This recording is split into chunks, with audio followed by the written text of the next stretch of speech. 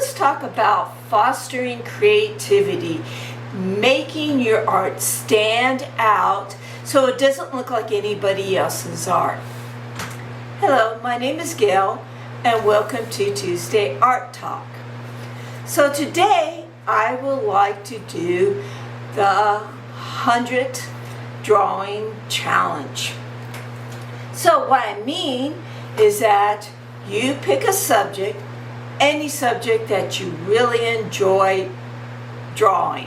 It could be a plant, it could be something as simple as a hand. And what you're going to do is you're going to draw it over and over and over again. Give a time limit. Let's say 10 days. Do 100 drawings of a hand in 10 days. You could use any size sketchbook that you want. It's up to you. So what happens with this challenge? It forces you to look at the subject differently. So when you're doing it, you're going to get kind of bored, so you're going to change up.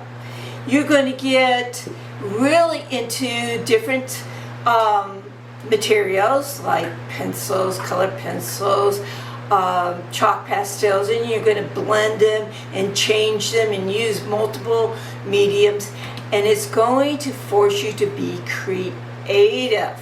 So after that 100 drawings, you will force yourself to think differently about your artwork so it doesn't look like everybody else's. So you won't be a copy machine and copy other people's work. You won't be a camera and just do exactly what you see. You're going to put your soul into it. So I hope that will help your creativity. So I love you guys. I'll see you next Tuesday. Bye-bye.